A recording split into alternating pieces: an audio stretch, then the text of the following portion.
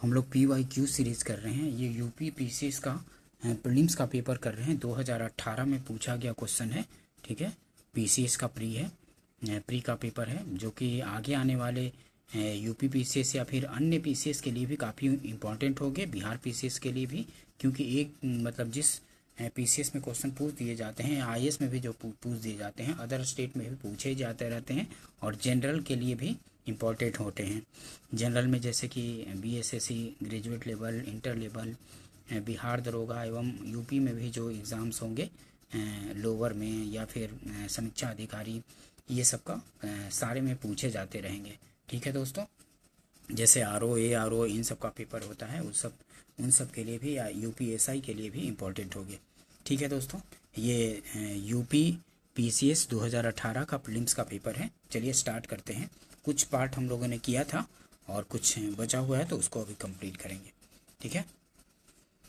वर्तमान में जनसंख्या के सुखों का परित्याग किए बिना भविष्य के लिए ऊर्जा तथा अन्य संसाधनों की बचत निम्नलिखित में से कौन सी अवधारणा की परिभाषा है? तो संपोषणीय विकास की परिभाषा है, ठीक है। संपोषणीय विकास की सी आंसर हो जाएगा। वर्तमान में जनसंख्या के सुखों का परित्याग किए बिना भविष्य के लिए ऊर्जा तथा अन्य संसाधनों की बचत निम्नलिखित में से कौन सी अवधारणा की परिभाषा है? तो संपोषणीय विकास की परिभाषा है, सी आंसर हो जाएगा। ध्यान रखेंगे इसको। देखिए एक्सप्लेनेशन देखिए। वर्तमान में जनसंख्या के सुखों का परित्याग किए बिना भविष्य के लिए ऊर्जा तथा अन्य संसाधनों की बचत संपोषणीय विकास की अवधारणा की परिभाषा है। सतत विकास की संकल्पना का वास्तविक विकास 1987 में हमारा साझा भविष्य, आवर कॉमन फ्यूचर नामक रिपोर्ट, जिसे द ब्रंटलैंड रिपोर्ट के नाम से भी जाना जाता है, के आने के बाद हुआ, ठीक है। नेक्स्ट क्वेश्चन देखते हैं। डाचीगम राष्ट्रीय उद्यान निम्नलिखित में से किससे संबंधित है? तो डाचीगम जो राष्ट्रीय उद्यान है वो हंगूल या कश्मीरी स्टैग से संबंधित है, ठीक है। हंगूल या कश्मीरी स्टैग से, डी आंसर हो जाएगा, ठीक है। डाचीगम का अर्थ 10 गांव। डाचीगम केंद्र शासित प्रदेश जम्मू और कश्मीर में श्रीनगर से 22 किलोमीटर दूर स्थित है। डाचीगम को राष्ट्रीय उद्यान 4 फरवरी 1981 को घोषित किया गया। यह उद्यान हंगूल या कश्मीरी हिरन के लिए हंगूल या कश्मीरी हिरन के घर के तौर पर जाना जाता है, ठीक है। तो डाचीगम जो राष्ट्रीय उद्यान है वहाँ पे हंगूल और कश्मीरी स्टैग पाया जाता है, ध्यान रखेंगे इसको। ये केंद्र शासित प्रदेश जम्मू कश्मीर में स्थित है, ये भी ध्यान रखेंगे, डाचीगम राष्ट्रीय उद्यान। नेक्स्ट क्वेश्चन देखेंगे।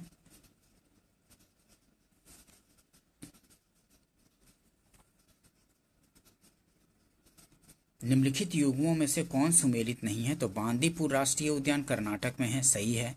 मानस वन्यजीव अभ्यारण्य असम में है, ये भी सही है। पेरियार वन्यजीव अभ्यारण्य तो केरल में है, ये भी सही है। सिमलीपाल राष्ट्रीय उद्यान मध्य प्रदेश में नहीं है, ये उड़ीसा में है। सिमलीपाल राष्ट्रीय उद्यान उड़ीसा में है, तो ये गलत हो गया, गलत ही पूछ रहा था, सुमेलित नहीं है, तो डी सुमेलित नहीं है, ध्यान रखेंगे इसको। सिमलीपाल राष्ट्रीय उद्यान मध्य प्रदेश में नहीं बल्कि उड़ीसा में है। यह एक हाथी अभ्यारण्य है। इस उद्यान का नाम सेमल या लाल कपास के पेड़ों की वजह से पड़ा है। 2009 में यूनेस्को ने इसे बायोस्फीयर रिजर्व के रूप में घोषित किया है। नेक्स्ट क्वेश्चन देखेंगे। निम्नलिखित में से किसमें ओजोन की सर्वाधिक सांद्रता मिलती है? तो ओजोन की सर्वाधिक सांद्रता मिलती है स्ट्रेटोस्फीयर में, ठीक है। स्ट्रेटोस्फीयर मतलब समताप मंडल में, स्ट्रेटोस्फीयर समताप मंडल में सबसे अधिक सांद्रता होती है ओजोन की, सी आंसर हो जाएगा। ओजोन गैस ऑक्सीजन के 3 परमाणुओं O3 से मिलकर बनी है।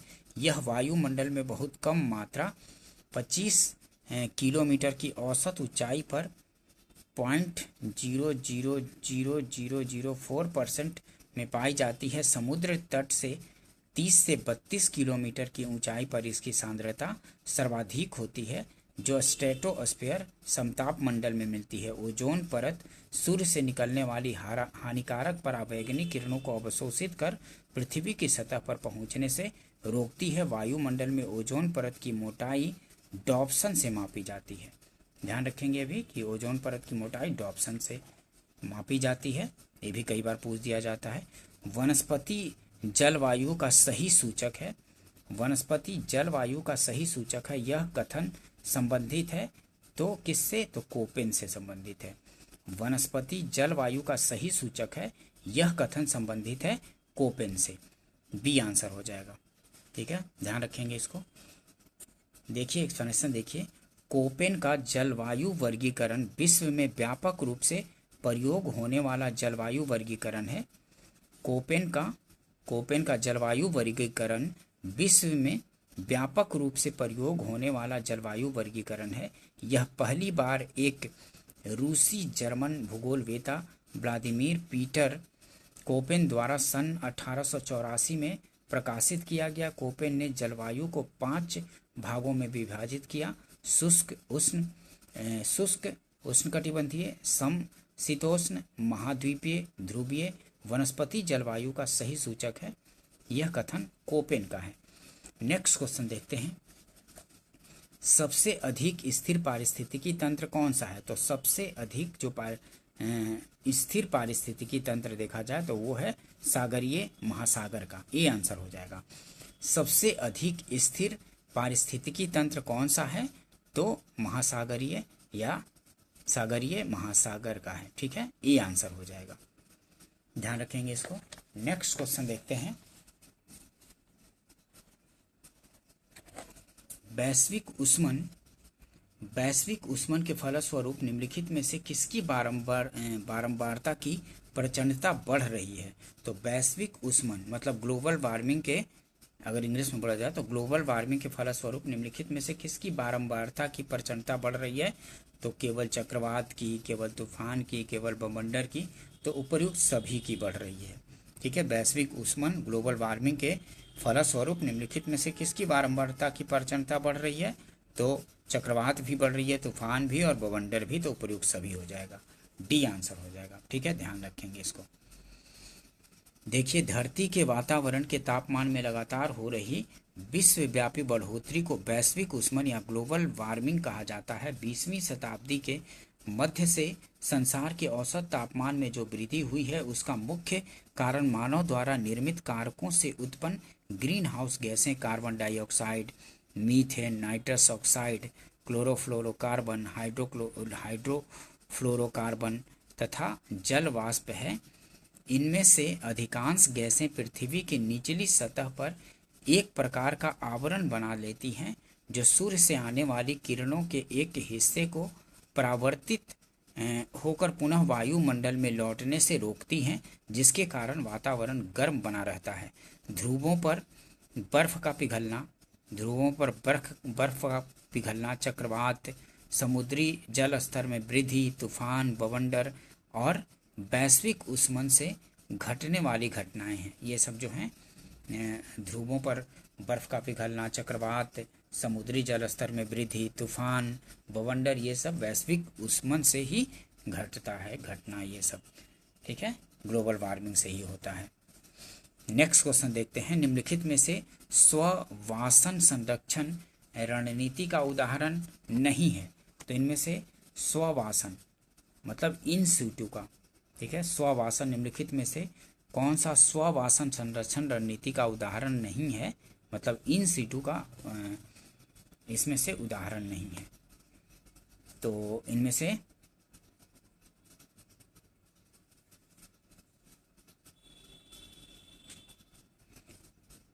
जयमंडल आगार, वानस्पतिक बाग जो है बाह्य वासन का उदाहरण है। ठीक है, ये स्ववासन इन सीटू का उदाहरण नहीं है, वानस्पतिक बाग। ठीक है, जयमंडलागार ये स्ववासन का है, राष्ट्रीय उद्यान भी है और पवित्र उपवन ये भी है, लेकिन वानस्पतिक बाग नहीं है।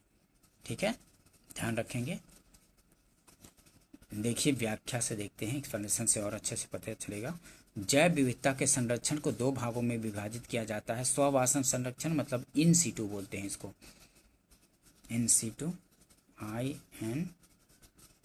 INSITU, इन सीटू मतलब स्ववासन, और एक्स सीटू मतलब वासन संरक्षण तो स्वआवासन संरक्षण पौधे या जानवरों की प्रजातियों का उनके प्राकृतिक आवास में रक्षा करने की प्रक्रिया को स्वआवासन संरक्षण कहते हैं, जिसमें जैव मंडल, आगार, राष्ट्रीय उद्यान, पवित्र उपवन शामिल है। स्वआवासन में क्या क्या है? तो जैव मंडल, आगार, राष्ट्रीय उद्यान, पवित्र उपवन शामिल हैं। और बाह्य वासन संरक्षण पौधे या जानवरों की प्रजातियों का उनके प्राकृतिक आवास से बाहर जैविक विविधता के घटकों का संरक्षण बाह्य वासन संरक्षण कहलाता है। इस तरह के रणनीति में वानस्पतिक उद्यान मतलब बोटैनिकल गार्डन, चिड़ियाघर, जू, जीन बैंक, डीएनए बैंक आदि शामिल हैं। मतलब 1C2 में क्या क्या आएगा? तो वनस्पतिक उद्यान मतलब बोटैनिकल गार्डन, चिड़ियाघर, जू, जीन बैंक, डीएनए बैंक, ये सब आएंगे बाह्य वासन संरक्षण में। ये काफ़ी बार पूछा जाता है, रिपीट भी होता रहता है, तो इसको ध्यान रखेंगे। निम्नलिखित में से कौन द्वितीयक प्रदूषक है? तो स्मॉग जो है द्वितीयक प्रदूषक है। Carbon dioxide, carbon monoxide, fly ash, ये सब तो प्राथमिक प्रदूषक हैं, लेकिन स्मॉग जो है ये द्वितीयक प्रदूषक बोला जाता है इसको, स्मॉग को। ये आंसर हो जाएगा। प्राथमिक वायु प्रदूषक ऐसे प्रदूषक हैं जो प्राकृतिक प्रक्रियाओं और मानवीय क्रियाकलापों के द्वारा सीधे वायुमंडल में जा सकते हैं, जैसे ईंधन जलाने से निकलने वाली सल्फर डाइऑक्साइड, नाइट्रोजन के ऑक्साइड, कार्बन डाइऑक्साइड आदि द्वितीयक प्रदूषक वायुमंडल में निर्मित ऐसे वायु प्रदूषक हैं जो रासायनिक प्रदूषकों या प्राथमिक प्रदूषकों और अन्य वायुमंडलीय घटकों के बीच की भौतिक क्रियाओं के परिणाम स्वरूप उत्सर्जित होते हैं, जैसे स्मॉग। ठीक है, स्मॉग जो है द्वितीयक प्रदूषक है।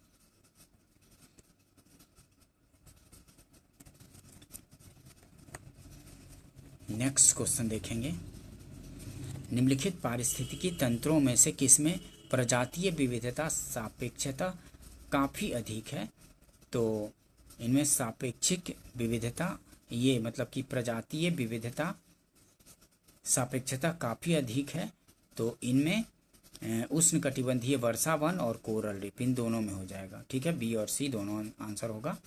निम्नलिखित पारिस्थितिकी तंत्रों में किसमें प्रजातीय विविधता, ठीक है, बायोडाइवर्सिटी, ये प्रजातीय विविधता सापेक्षता काफ़ी अधिक होती है?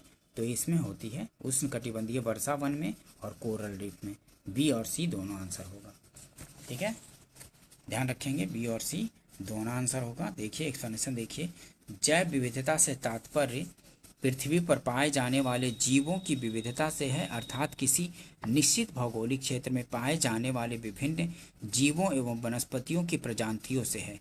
वैज्ञानिकों का अनुमान है कि उष्णकटिबंधीय वर्षा वन जो भूमध्य रेखा के आसपास विस्तृत है में दुनिया के लगभग 50% स्थलीय पौधे और पशु की प्रजातियां पाई जाती हैं। ठीक है, और प्रवाल भित्ति कोरल रीफ में लगभग 1 मिलियन से भी अधिक प्रजातियां पाई जाती हैं, जिनमें से केवल 10% प्रजातियों का अध्ययन किया गया है। प्रवाल भित्ति भी सर्वाधिक जैव विविधता के लिए जानी जाती है। इस प्रकार उत्तर प्रदेश लोक सेवा आयोग ने विकल्प बी और सी दोनों को सही माना है। ठीक है, तो बी और सी दोनों सही हो जाएगा। सबसे मतलब किसमें प्रजातीय विविधता सापेक्षता काफ़ी अधिक होती है? तो उष्णकटिबंधीय वर्षा वन में और कोरल रीफ में, दोनों में बी और सी दोनों आंसर होगा। ध्यान रखेंगे इसको। नेक्स्ट क्वेश्चन देखते हैं। जलवायु परिवर्तन पर संयुक्त राष्ट्र सम्मेलन COP21 आयोजित हुआ था कहाँ पे? तो पेरिस में हुआ था। ठीक है, फ्रांस के पेरिस में COP21 आयोजित हुआ था, फ्रांस के पेरिस में। बी आंसर हो जाएगा। संयुक्त राष्ट्र जलवायु परिवर्तन COP21 का 30 नवंबर से 12 दिसंबर 2015 के दौरान पेरिस फ्रांस में आयोजित किया गया। इसी सम्मेलन को पेरिस समझौता या पेरिस जलवायु समझौता भी कहते हैं। इसी सम्मेलन में ग्रीन हाउस गैस उत्सर्जन समन अनुकूलन और वित्त पर समझौता किया गया, जिस पर 12 दिसंबर 2015 को 195 सदस्यों ने हस्ताक्षर किए। ठीक है, नेक्स्ट क्वेश्चन देखते हैं। जलवायु परिवर्तन पर भारत की प्रथम राष्ट्रीय कार्य योजना कब लोकार्पित की गई? तो 2008 में लोकार्पित की गई थी। जलवायु परिवर्तन पर जलवायु परिवर्तन पर भारत की प्रथम राष्ट्रीय कार्य योजना, ये जलवायु परिवर्तन पर भारत की प्रथम राष्ट्रीय कार्य योजना कब लोकार्पित की गई थी? तो 2008 में लोकार्पित की गई थी। बी आंसर हो जाएगा। जलवायु परिवर्तन पर भारत की प्रथम राष्ट्रीय कार्य योजना का लोकार्पण 2008 में किया गया। जलवायु परिवर्तन अनुकूलन, ऊर्जा दक्षता, प्राकृतिक संसाधन संरक्षण की समझ को बढ़ावा देने के लिए राष्ट्रीय कार्य योजना के कोर के रूप में 8 मिशन हैं। नेक्स्ट क्वेश्चन देखते हैं। निम्नलिखित में से कौन मानव जनित जीवोम का एक उदाहरण है? निम्नलिखित में से कौन मानव जनित जीवोम का एक उदाहरण है? तो वो है फसली भूमि, जो है मानव जनित जीवोम का उदाहरण है। जल तंत्र, घास का मैदान, वर्षा वन, तो फसली भूमि जो है ये मानव जनित जीवोम का एक उदाहरण है, फसली भूमि। डी आंसर हो जाएगा। ठीक है, ध्यान रखेंगे इसको, काफ़ी बार रिपीट भी होता रहता है तो इसको ध्यान से करते चलेंगे। पृथ्वी पर पेड़ पौधों तथा जीव जंतुओं सहित सभी प्रमुख पारिस्थितिक तंत्र बायोम जीवोम कहलाते हैं। पृथ्वी पर पेड़ पौधों तथा जीव जंतुओं सहित सभी प्रमुख पारिस्थितिक तंत्र बायोम जीवोम कहलाते हैं। ठीक है, बायोम या जीवोम कहलाते हैं। मरुस्थल, टुंड्रा, घास स्थल, पर्णपाती वन, टैगा, जल तंत्र, उष्णकटिबंधीय वर्षा वन आदि प्राकृतिक जीवोम है। फसली भूमि जो है मानव जनित जीवोम का उदाहरण है। ठीक है, नेक्स्ट क्वेश्चन देखते हैं। निम्नलिखित में से कौन सा जानवर बिना पानी पिए सबसे लंबी अवधि तक रह सकता है? तो वो है कंगारू चूहा। ठीक है, डी आंसर हो जाएगा। निम्नलिखित में से कौन सा जानवर बिना पानी पिए लंबी अवधि तक रह सकता है? तो कंगारू चूहा जो है बिना पानी पिए लंबी अवधि तक रह सकता है। डी आंसर हो जाएगा। उत्तरी अमेरिका का कंगारू चूहा रेगिस्तान के वातावरण में रहने वाला एक ऐसा जीव है जो बिना पानी पिए सबसे लंबी अवधि तक रह सकता है। इसका वैज्ञानिक नाम डिपोडोमिस है। ठीक है, कंगारू चूहा डिपोडोमिस। नेक्स्ट क्वेश्चन देखेंगे। भारत का प्रथम national centre for marine biodiversity NCMB किस शहर में स्थित है? तो भारत का प्रथम national centre for marine biodiversity NCMB किस शहर में स्थित है? तो वो है जामनगर में। ठीक है, बी आंसर हो जाएगा। जामनगर में स्थित है। भारत का प्रथम national centre for marine biodiversity NCMB Gujarat राज्य के जामनगर नामक शहर में है। यह देश के सार्वजनिक निजी भागीदारी मॉडल पर स्थापित देश का पहला शोध संस्थान है। समुद्री राष्ट्रीय केंद्र की स्थापना समुद्र तटीय क्षेत्र में स्थित जैव विविधता की सुरक्षा के लिए किया गया है। ग्रीन पीस इंटरनेशनल का मुख्यालय स्थित है कहाँ? तो एम्स्टर्डम में स्थित है। ये आंसर हो जाएगा। ग्रीन पीस इंटरनेशनल का मुख्यालय एम्स्टर्डम में स्थित है। ये आंसर हो जाएगा। नेक्स्ट क्वेश्चन देखते हैं। India state of forest report 2017 के अनुसार देश की कुल भौगोलिक क्षेत्रफल का कितना प्रतिशतांक वनों के अंतर्गत है? तो अब 2023 के अनुसार पूछा जाएगा। ठीक है, मैं अभी जो न्यू वाला आ गया है फॉरेस्ट रिपोर्ट, उसके अनुसार क्वेश्चन पूछे जाएंगे 2023 फॉरेस्ट रिपोर्ट के अनुसार। ध्यान रखेंगे उसको देख लेंगे अलग से। ऐसे बिहार वाला फॉरेस्ट रिपोर्ट और जनगणना वगैरह सब कुछ डला हुआ है चैनल पे, उसको देख सकते हैं। और बाकी जो इंडिया वाला फॉरेस्ट रिपोर्ट होगा उसको भी वन्य स्थिति रिपोर्ट उसको डाल देंगे। भारत में बाघ परियोजना कब शुरू किया गया था? तो बाघ परियोजना शुरू किया गया था भारत में 1973 में। ध्यान रखेंगे, इसमें तो कोई ऑप्शन नहीं है, 72 नियरेस्ट है, तो इसमें अगर ABCD ऐसे है तो बी मार सकते हैं, लेकिन स्टार हो जाएगा, इसमें कोई नहीं होगा। ठीक है, भारत में बाघ परियोजना कब शुरू किया गया? की गई तो 1773 में, 1773 में, 1973 में ना, सॉरी 1973 में, 1973 में, ठीक है। भारत में बाघ परियोजना कब शुरू किया गया? तो 1973 में, 1973 में। भारत में बाघ परियोजना की शुरुआत 1 अप्रैल 1973 को हुई थी। इस परियोजना की शुरुआत वन्य जीव संरक्षण अधिनियम 1972 के अंतर्गत की गई थी। इसके अंतर्गत 9 अभ्यारण्य बनाए गए थे। वर्तमान में इनकी संख्या 50 हो गई, अभी तो ज़्यादा हो गई है। और ये 1973 नहीं, इसलिए कोई विकल्प सही नहीं है। उत्तर प्रदेश आयोग ने इस प्रश्न को हटा दिया था। तो भारत में बाघ परियोजना कब शुरू किया गया? तो 1973 में, ध्यान रखेंगे, 1973 में। नेक्स्ट क्वेश्चन देखते हैं। मीथेन निम्नलिखित में से किससे निकलती है या उत्सर्जित होती है? तो केवल धान के खेतों से और केवल दीमक की बाम्बी से। तो इन दोनों से निकलती है, तो ए और बी दोनों, ठीक है, ए और बी दोनों हो जाएगा आंसर, सी आंसर हो जाएगा, ठीक है। केवल मतलब धान के खेतों से भी और केवल दीमक की बाम्बी से। मीथेन निम्नलिखित में से किससे निकलती है या उत्सर्जित होती है? तो ए और बी दोनों हो जाएगा, सी आंसर हो जाएगा, ए और बी दोनों से। नेक्स्ट क्वेश्चन ये एक्सप्लेनेशन देखिए।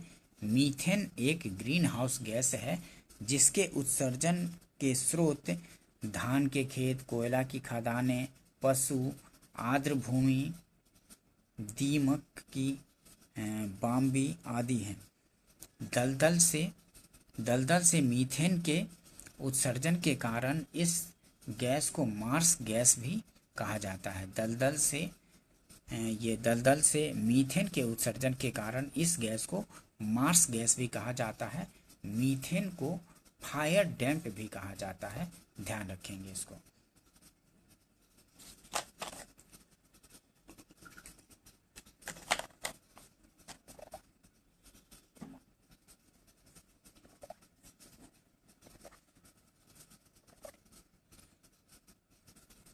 देखिए नेक्स्ट क्वेश्चन, हरित गृह प्रवाह क्या है? तो हरित गृह प्रवाह क्या है? तो वैश्विक तापमान में वृद्धि को ही हरित गृह प्रभाव कहते हैं। हरित गृह प्रभाव क्या है? तो वैश्विक ताप में वृद्धि ही हरित गृह प्रभाव है। ये आंसर हो जाएगा। हरित गृह प्रभाव या ग्रीन हाउस प्रभाव एक ऐसी प्रक्रिया है जिसमें सूर्य के प्रकाश में मौजूद विकिरण को पृथ्वी के वातावरण में मौजूद गैसों CO2, CH4, N2O, CFC, जल वाष्प H2O द्वारा सोख लिया जाता है। ग्रीन हाउस गैसों के उत्सर्जन में हो रही बढ़ोतरी से पृथ्वी के वातावरण का तापमान निरंतर बढ़ रहा है। इसे ही ग्लोबल वार्मिंग, वैश्विक तापन कहते हैं। नेक्स्ट क्वेश्चन देखते हैं। निम्नलिखित देशों में से कौन सा 2015 में सर्वाधिक CO2 का उत्सर्जक था? तो चीन था, ठीक है, ये आंसर हो जाएगा। निम्नलिखित देशों में से 2015 में सर्वाधिक CO2 का उत्सर्जक तो चीन था, ये आंसर हो जाएगा। नेक्स्ट क्वेश्चन देखते हैं। निम्नलिखित ऊर्जा स्रोतों में से कौन पर्यावरणीय प्रदूषण नहीं उत्पन्न करता है? तो इनमें से कौन जो है पर्यावरणीय प्रदूषण नहीं उत्पन्न करता है? तो नाभिकीय ऊर्जा, सौर ऊर्जा, पेट्रोलियम ऊर्जा, कोयला ऊर्जा। तो सौर ऊर्जा जो है, जो सूर्य से ऊर्जा मिलता है, तो वो पर्यावरणीय प्रदूषण नहीं उत्पन्न करता है, ध्यान रखेंगे, काफ़ी बार रिपीट हो जाता है। निम्नलिखित ऊर्जा स्रोतों में से कौन पर्यावरणीय प्रदूषण नहीं उत्पन्न करता है? तो सौर ऊर्जा नहीं करता है, बाकी सब करता है, नाभिकीय ऊर्जा भी, पेट्रोलियम ऊर्जा भी और कोयला ऊर्जा भी। लेकिन बी, सौर ऊर्जा पर्यावरणीय प्रदूषण नहीं उत्पन्न करता है, ध्यान रखेंगे इसको। नेक्स्ट क्वेश्चन देखते हैं। विश्व जैव विविधता दिवस कब मनाया जाता है? तो विश्व जैव विविधता दिवस 22 मई को मनाया जाता है। विश्व जैव विविधता दिवस 22 मई को मनाया जाता है, बी आंसर हो जाएगा। विश्व जैव विविधता दिवस 22 मई को मनाया जाता है। वर्ष 2019 के इस दिवस की थीम हमारी जैव विविधता, हमारा खाद्य एवं हमारा स्वास्थ्य। नेक्स्ट क्वेश्चन देखते हैं। अब तो 2025-26 में जो मनाया जाएगा वो पूछे जाएंगे ना। नेक्स्ट क्वेश्चन देखते हैं। सूर्य के प्रकाश से पराबैंगनी विकिरण अभिक्रिया निम्नलिखित में से क्या पैदा करती है? तो सूर्य के प्रकाश से पराबैंगनी विकिरण अभिक्रिया निम्नलिखित में से क्या पैदा करती हैं? तो ओजोन पैदा करती है। ठीक है, सी आंसर हो जाएगा। सूर्य के प्रकाश से पराबैंगनी विकिरण अभिक्रिया निम्नलिखित में से क्या पैदा करती हैं? तो ओजोन पैदा करती हैं। सी आंसर हो जाएगा। पराबैंगनी किरणों, देखिए एक्सप्लेनेशन देखिए। पराबैंगनी किरणों की खोज जोहान विल्हेम रीटर ने 1801 में की थी। पराबैंगनी किरणों से निकलने वाले फोटोन ऑक्सीजन के एक अणु पर प्रहार कर उसे दो अत्यधिक क्रियाशील भागों में विभक्त कर देते हैं। उसके बाद ये भाग ऑक्सीजन के संपूर्ण अणु से क्रिया करके ओजोन की रचना करते हैं। इसलिए हम कह सकते हैं कि सूर्य के प्रकाश से पराबैंगनी विकिरण अभिक्रिया ओजोन पैदा करती है। समताप मंडल में निम्नलिखित प्रक्रिया से ओजोन का निर्माण होता है। O2 प्लस फोटोन सौर प्रकाश में तो 2CO और पुनः O ऑक्सीजन प्लस O2 तो O3 ओजोन तैयार हो जाता है। नेक्स्ट क्वेश्चन देखते हैं।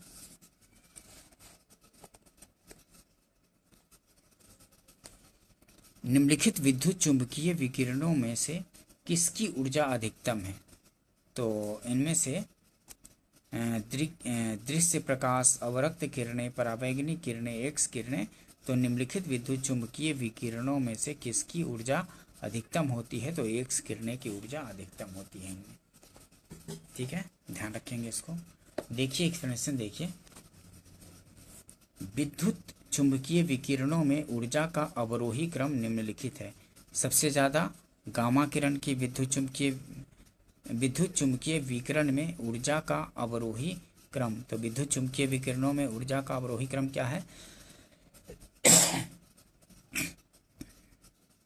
सबसे ज़्यादा गामा किरण में, उससे कम एक्स किरण में, उससे कम पराबैंगनी किरणों में, उससे कम दृश्य प्रकाश में, उससे कम अवरक्त किरणें और उससे कम माइक्रोवेव, उससे कम रेडियो तरंगे।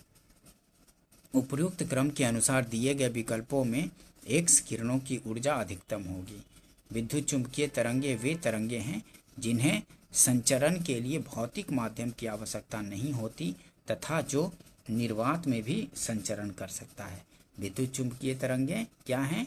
तो वे तरंगे हैं जिन्हें संचरण के लिए भौतिक माध्यम की आवश्यकता नहीं होती ये तथा वे निर्वात में भी संचरण कर सकती हैं, विद्युत चुंबकीय तरंगे।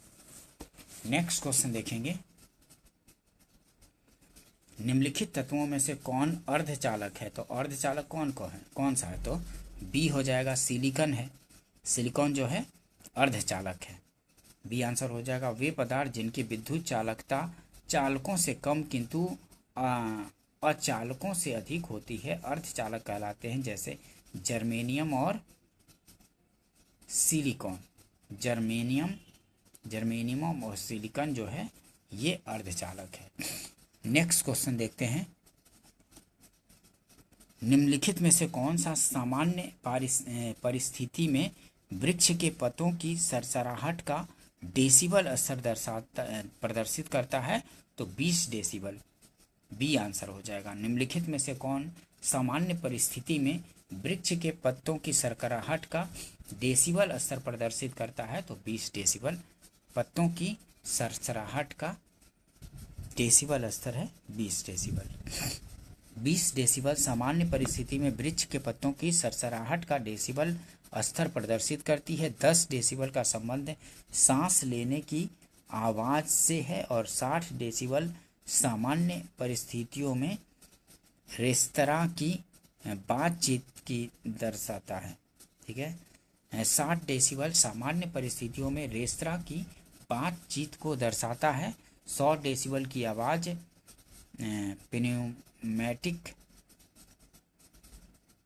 न्यूमेटिक पावर ड्रिल वायवीय शक्ति ड्रिल द्वारा उत्पन्न होती है। नेक्स्ट क्वेश्चन देखते हैं, निम्नलिखित में से किसका वेग अधिकतम होता है? तो इनमें से कॉस्मिक किरण, प्रकाश, इलेक्ट्रॉन, पराध्वनिक तरंग, तो इनमें से प्रकाश का वेग अधिकतम होता है। निम्नलिखित में से किसका वेग अधिकतम होता है? तो प्रकाश का। बी आंसर हो जाएगा, इसको ध्यान में रखेंगे। नेक्स्ट क्वेश्चन देखेंगे, ध्वनि का वेग अधिकतम होगा, तो ध्वनि का वेग किस में अधिकतम होगा? निर्वात में, वायु में, जल में, तो इस्पात में, तो इस्पात में होगा। ठीक है, ठोस में ध्वनि का वेग अधिकतम होता है, तो डी आंसर हो जाएगा, इस्पात में डी आंसर होगा, ध्यान रखेंगे इसको। देखिए एक्सप्रेशन देखिए, ध्वनि एक प्रकार का कंपन या विक्षोभ, ध्वनि एक प्रकार का कंपन या विक्षोभ है जो किसी ठोस, द्रव या गैस से आकर संचरित होता है। ध्वनि द्रव पदार्थ की तुलना में ठोस पदार्थ में तेजी से गति करती है, अतः दिए गए विकल्पों में इस्पात सही है। ठीक है, ध्वनि की इकाई डेसिबल है। इस्पात स्टील में ध्वनि की चाल 25 डिग्री सेंटीग्रेड पर 5960 मीटर प्रति सेकंड है। निर्वात में ध्वनि की चाल 0 मीटर प्रति सेकंड होता है। जल आसुत में ध्वनि की चाल 25 डिग्री सेंटीग्रेड 1498 मीटर प्रति सेकंड, और वायु में ध्वनि का वेग चाल 25 डिग्री सेंटीग्रेड पर 346 मीटर प्रति सेकंड है। नेक्स्ट क्वेश्चन देखते हैं, आइंस्टाइन को निम्नलिखित में से उनके किस सिद्धांत के लिए नोबेल पुरस्कार दिया गया था? तो आइंस्टाइन को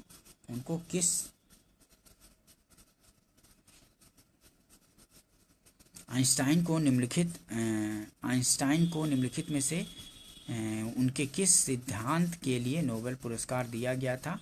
तो प्रकाश विद्युत के सिद्धांत के लिए, बी आंसर हो जाएगा। प्रकाश विद्युत के सिद्धांत के लिए आइंस्टाइन को नोबेल पुरस्कार दिया गया था, बी आंसर हो जाएगा, ध्यान रखेंगे इसको। एक्सप्लेनेशन देखिए, अल्बर्ट आइंस्टाइन एक विश्व प्रसिद्ध भौतिकविद थे। ये सापेक्षता के सिद्धांत, अणुओं की ब्राउनियन गति, द्रव्यमान ऊर्जा समीकरण E=mc², प्रकाश विद्युत उत्सर्जन की खोज आदि के लिए जाने जाते हैं। सन 1921 में प्रकाश विद्युत उत्सर्जन की खोज के लिए इन्हें नोबेल पुरस्कार दिया गया था, प्रकाश विद्युत उत्सर्जन की खोज के लिए।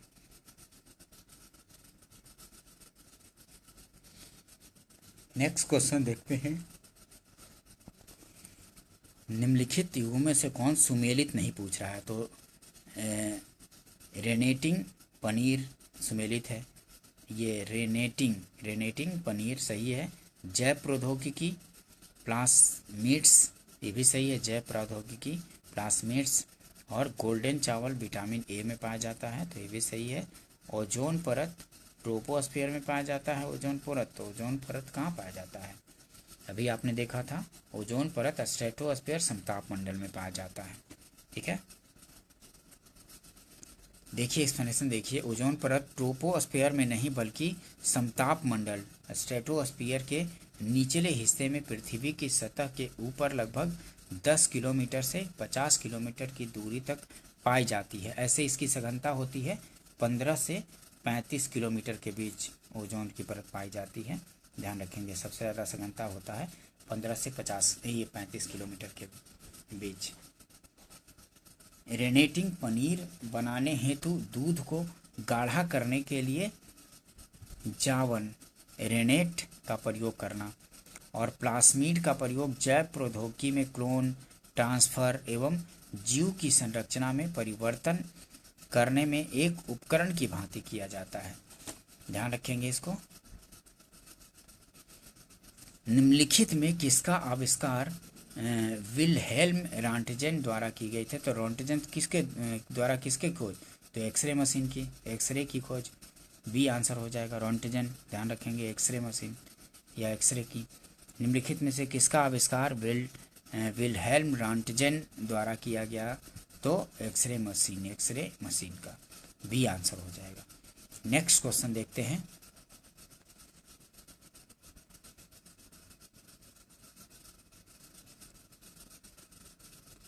निम्नलिखित में से कौन प्राकृतिक गैस का मुख्य भाग है? तो प्राकृतिक गैस का मुख्य भाग जो है मीथेन है, डी आंसर हो जाएगा। प्राकृतिक गैस का मुख्य भाग मीथेन है, CH4 है। देखिए, प्राकृतिक गैस कई गैसों का मिश्रण होती है जिसमें मुख्यतः प्राकृतिक गैस कई गैसों का मिश्रण होती है जिसमें मुख्यतः मीथेन है। प्राकृतिक गैस में 95% हाइड्रोकार्बन होता है जिसमें 80% मीथेन होता है, जबकि प्राकृतिक गैस के प्रसंस्करण में प्राप्त अन्य घटकों जैसे ब्यूटेन और प्रोपेन का उपयोग LPG बनाने में होता है, लिक्विफाइड पेट्रोलियम गैस बनाने में। नेक्स्ट क्वेश्चन देखेंगे। पशुओं को दिया जाने वाला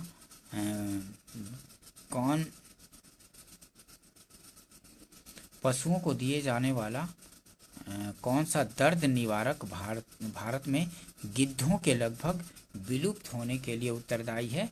तो डिक्लोफेनेक है, डिक्लोफेनेक। ये दवाई दी जाती है जो पशुओं को दर्द निवारक के रूप में। पशुओं को दिए जाने वाला कौन सा दर्द निवारक भारत में गिद्धों के लगभग विलुप्त होने के लिए उत्तरदायी है? तो डिक्लोफेनेक, टी आंसर हो जाएगा। ठीक है, ध्यान रखेंगे, डिक्लोफेनेक। देखिए एक्सप्लेनेशन, देखिए, इससे और अच्छे से समझ आ जाएगा। पशुओं के इलाज के दौरान उन्हें दी जाने वाली दर्द निवारक दवा डिक्लोफेनेक भारत में गिद्धों के लगभग विलुप्त होने के लिए उत्तरदायी है। गिद्धों के नुकसान से भारत में जोरोस्ट्रियन पारसी समुदाय पर सामाजिक प्रभाव पड़ने लगा, क्योंकि यह समुदाय परंपरागत रूप से टावर्स ऑफ साइलेंस में मानव लाशों के निपटान के लिए गिद्धों का उपयोग करते हैं। ग्रैफीन होता है, तो ग्रैफीन क्या है? ग्रैफीन कार्बन का नैनो प्रतिरूप है, बी आंसर हो जाएगा। ग्रैफीन होता है कार्बन का नैनो प्रतिरूप, बी आंसर हो जाएगा। ग्रैफीन होता है कार्बन का नैनो प्रतिरूप। एक्सप्लेनेशन देखिए, ग्रैफीन कार्बन का नैनो प्रतिरूप है जिसकी खोज आंद्रे जिम और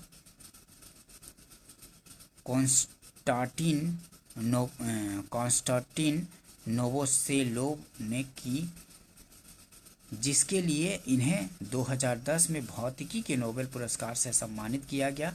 ग्रैफीन कार्बन की द्विआयामी रूप में षटकोणीय जाली में व्यवस्थित कार्बन परमाणुओं की संरचना है। ग्रैफीन सिलिकॉन आधारित युक्तियों की तुलना में 10 गुना बेहतर रेडियो संप्रेषण पैदा कर सकते हैं।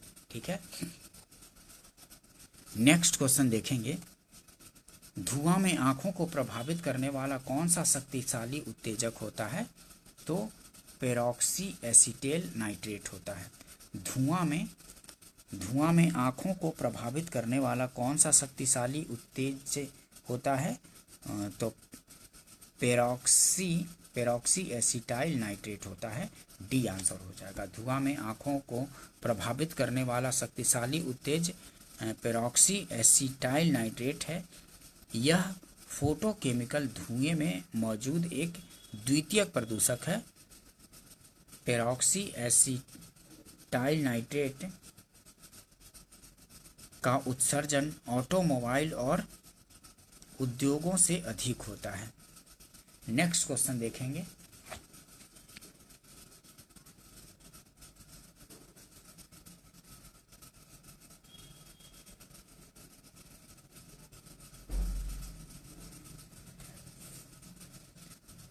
डीएनए की द्विकुंडलीय संरचना किसके द्वारा दी गई थी? तो वाटसन और क्रिक के द्वारा दी गई थी। काफी बार पूछा जाता है कि डीएनए की द्विकुंडलिन संरचना, द्विकुंडलिनी संरचना वाटसन और क्रिक द्वारा दी गई थी। डीएनए की द्विकुंडलीय संरचना किसके द्वारा दी गई थी? तो वाटसन तथा क्रिक के द्वारा दी गई थी।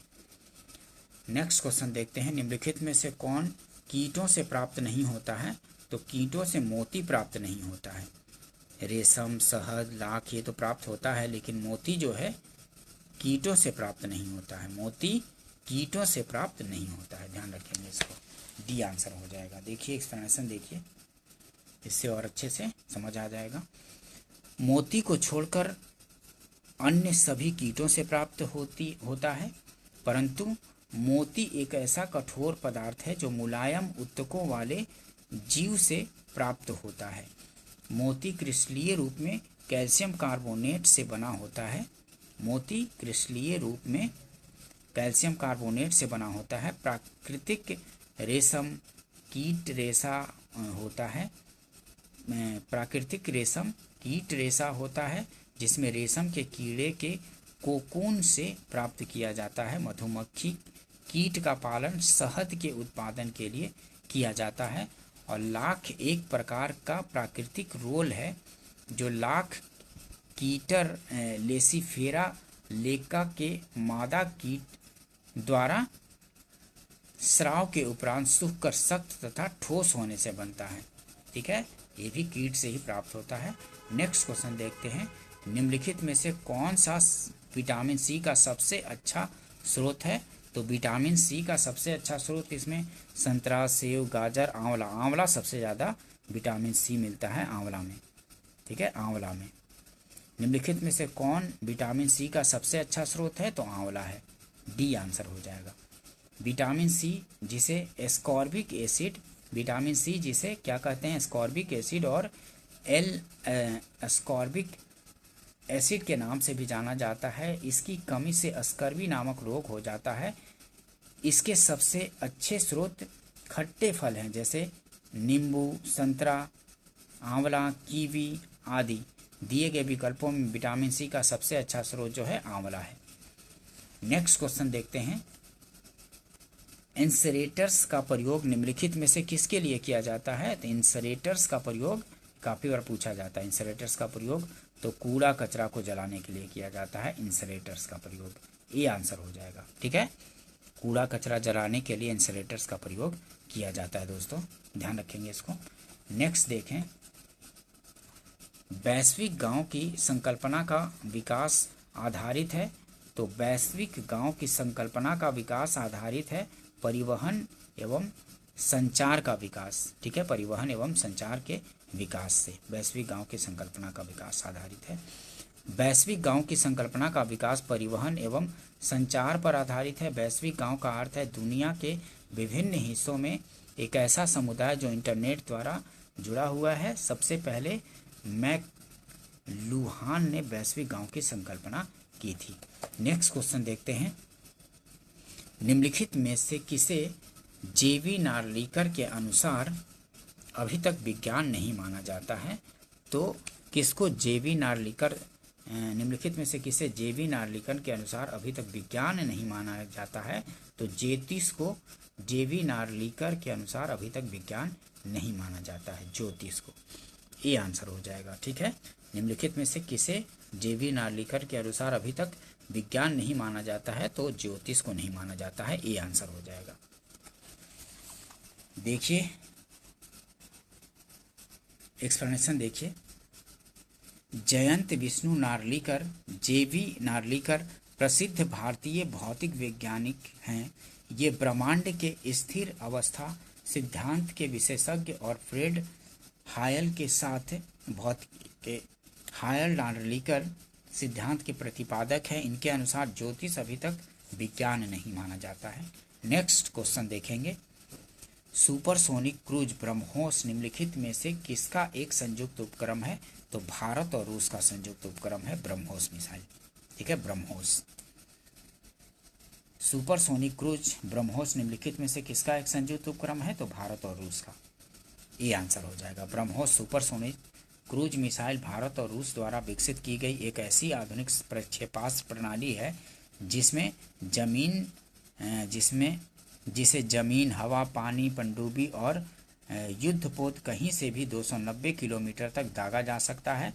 ब्रह्मोस नाम भारत के ब्रह्मपुत्र और रूस की मस्कोवा नदी के आधार पर रखा गया है, ये भी पूछा जाता है। ठीक है, किस किस नदी के नाम पर इसका ब्रह्मोस नाम रखा गया है? तो भारत के ब्रह्मपुत्र और रूस के मस्कोवा नदी के आधार पर रखा गया है। नेक्स्ट क्वेश्चन देखते हैं। निम्नलिखित में से कौन से कथन सही हैं? प्राकृतिक आपदाएं सर्वाधिक क्षति विकासशील देशों में करती हैं। तो प्राकृतिक आपदाएं सर्वाधिक क्षति विकासशील देशों में करती हैं। और दूसरा है भोपाल गैस त्रासदी मानव निर्मित थी। और भारत आपदा मुक्त देश है। नहीं, आपदा यहाँ भी आता है, भारत में भी। और मैंग्रोव चक्रवातों का प्रभाव कम करते हैं। तो मैंग्रोव चक्रवातों का प्रभाव कम करते हैं, ये सही है। और भोपाल गैस त्रासदी मानव निर्मित थी। तो इनमें से देखिए 1, 2 और 4 हो जाएगा। देखिए, लेकिन प्रश्न में थोड़ा त्रुटि था। प्रश्न पत्र में हिंदी और अंग्रेजी में कथन 3 भिन्न भिन्न हैं। हिंदी में भारत आपदा युक्त देश है। भारत आपदा युक्त देश है। ठीक है, India is a disaster free country English में लिख दिया गया था। और भारत आपदा युक्त देश है। हाँ बिल्कुल, आपदा युक्त देश है। भारत आपदा मुक्त देश है। अन्य तीनों कथन सही हैं। प्रश्न ये उत्तर प्रदेश लोक सेवा आयोग ने मूल्यांकन से बाहर कर दिया इस प्रश्न को। ठीक है,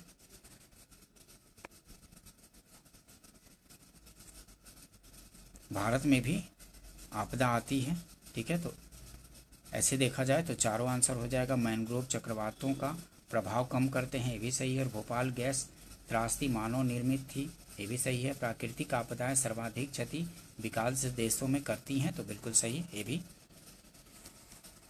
नेक्स्ट क्वेश्चन देखते हैं। सर्वप्रथम संसदात्मक सरकार किस देश में आरंभ की गई? तो सर्वप्रथम संसदात्मक सरकार कहाँ आई थी? तो ग्रेट ब्रिटेन में आई थी। सर्वप्रथम संसदात्मक सरकार किस देश में आरंभ की गई? तो ग्रेट ब्रिटेन यूके में की गई थी, ये आंसर हो जाएगा। ठीक है, काफ़ी बार पूछा जाता है कि सर्वप्रथम संसदात्मक सरकार की व्यवस्था कहाँ हुई थी? तो ग्रेट ब्रिटेन मतलब ब्रिटेन में हुई थी, इंग्लैंड में। ये आंसर हो जाएगा। सर्वप्रथम संसदात्मक सरकार ग्रेट ब्रिटेन यूके में 1832 ईस्वी में प्रारंभ की गई थी। नेक्स्ट क्वेश्चन देखेंगे। भारत की संविधान सभा की अंतिम बैठक की सही तिथि कौन सी है? तो 24 जनवरी 1950 था। सी आंसर हो जाएगा, 24 जनवरी 1950। भारत की संविधान सभा की अंतिम बैठक की सही तिथि, तो अंतिम बैठक कब हुई थी? तो 24 जनवरी 1950 को हुई थी। सी आंसर हो जाएगा। देखिए एक्सप्लेनेशन देखिए। 9 दिसंबर 1946 को संविधान सभा की बैठक आरंभ हुई। इस बैठक में अस्थायी अध्यक्ष सत्यानंद सिन्हा थे। 11 दिसंबर 1946 को डॉक्टर राजेंद्र प्रसाद संविधान सभा के अस्थायी अध्यक्ष बने। 26 नवंबर 1949 को संविधान को अंगीकृत, अधिनियमित और आत्मर्पित किया गया। 26 नवंबर 1949 को संविधान को अंगीकृत, अधिनियमित और आत्मर्पित किया गया। इसी तारीख को ही नागरिकता, अंतःकालीन संसद, अस्थायी और संक्रमणकालीन उपबंध आदि प्रभावी हुआ। संविधान के लिए कुल 11 बैठकें हुई थी। संविधान सभा के लिए कुल 11 बैठकें हुई। इसके अतिरिक्त 24 जनवरी 1950 को संविधान सभा की अंतिम बैठक हुई। इसी दिन भारत के संविधान 395 अनुच्छेद 8 अनुसूचियां और 22 भाग पर हस्ताक्षर किए गए। ठीक है, 24 जनवरी 1950 को ही संविधान सभा की अंतिम बैठक हुई और भारत के संविधान पर हस्ताक्षर किए गए थे। ठीक है, 24 जनवरी 1950 को ही। ठीक है, ध्यान रखेंगे इसमें। नेक्स्ट क्वेश्चन देखते हैं। भारत के संविधान की प्रस्तावना में कितने प्रकार के न्याय स्वतंत्रता, समानता और भ्रातृत्व का उसी क्रम में उल्लेख किया गया है? तो भारतीय संविधान में प्रस्तावना में कितने प्रकार के न्याय, कितने प्रकार की स्वतंत्रता, समानता और भ्रातृत्व का उसी क्रम में उल्लेख किया गया है? तो ये आंसर हो जाएगा। 3 प्रकार के न्याय, 5 प्रकार की स्वतंत्रता, 2 प्रकार की समानता और 1 प्रकार की भ्रातृत्व की बात कही गई है ये प्रस्तावना में, भारतीय संविधान की प्रस्तावना में। देखिए एक्सप्लेनेशन से अच्छे से पता चलेगा, इससे काफ़ी क्वेश्चन पूछे जाते हैं। भारत के संविधान की प्रस्तावना में 2 प्रकार की समानता, प्रतिष्ठा और अवसर की समानता, और 1 प्रकार का भ्रातृत्व, बंधुता की बात की गई है, और 5 प्रकार की स्वतंत्रता, विचार, अभिव्यक्ति, विश्वास, धर्म और उपासना की स्वतंत्रता, और 3 प्रकार के न्याय, सामाजिक, आर्थिक और राजनीतिक न्याय का उल्लेख किया गया है। नेक्स्ट क्वेश्चन देखते हैं, निम्नलिखित में से कौन सा भारत में भाषा के आधार पर बना पहला राज्य था? तो भाषा के आधार पर किसका गठन किया गया था? तो आंध्र प्रदेश का गठन किया गया था 1953 में। सी आंसर हो जाएगा। एक्सप्लेनेशन देखिए, भाषा के आधार पर पहला राज्य आंध्र प्रदेश 1953 में बना। इस राज्य का गठन मद्रास को भाषा के आधार पर विभाजित कर तेलुगु भाषी राज्य के रूप में किया गया था। नेक्स्ट क्वेश्चन देखते हैं, निम्नलिखित में से किसे अशोक चंद्रा द्वारा भारत में आर्थिक मंत्री परिषद कहा गया? निम्नलिखित में से किसे अशोक चंद्रा द्वारा भारत में आर्थिक मंत्री परिषद कहा गया था? तो किसको कहा गया था? तो योजना आयोग को कहा गया होगा आर्थिक मंत्री परिषद, ठीक है, योजना आयोग को कहा गया था। अशोक चंद्रा द्वारा भारत में आर्थिक मंत्री परिषद कहा गया, तो योजना आयोग को कहा गया था। अब इसके स्थान पर नीति आयोग आ गया है। 1 जनवरी 2015 से योजना आयोग के स्थान पर नीति आयोग का गठन कर दिया गया है, ठीक है।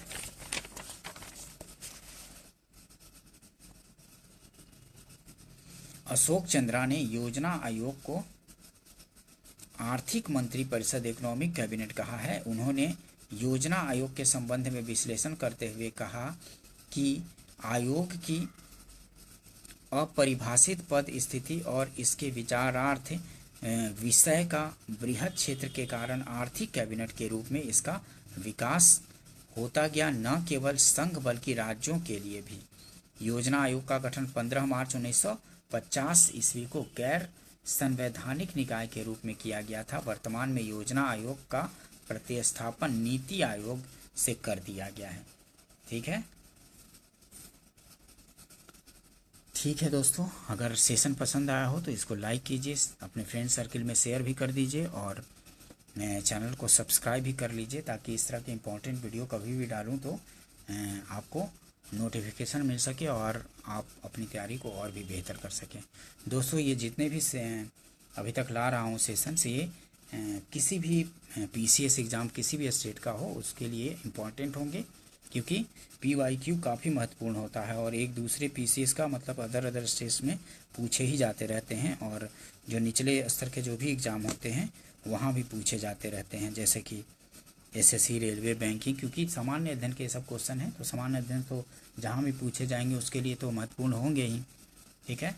RO, ARO, फिर जो UP का जो लोअर का पेपर होगा उसके लिए भी काफ़ी महत्वपूर्ण होगा, या जो अपर का होगा 2026 में जो होगा उसके लिए भी महत्वपूर्ण होगा, और जो BPSC 72 का होगा इसमें भी महत्वपूर्ण होगा। तो इसको करते चलिए, ठीक है, क्योंकि सारे सेशंस इम्पॉर्टेंट हैं। ठीक है दोस्तों, मिलते हैं नेक्स्ट वीडियो में। वीडियो देखने के लिए थैंक यू दोस्तों।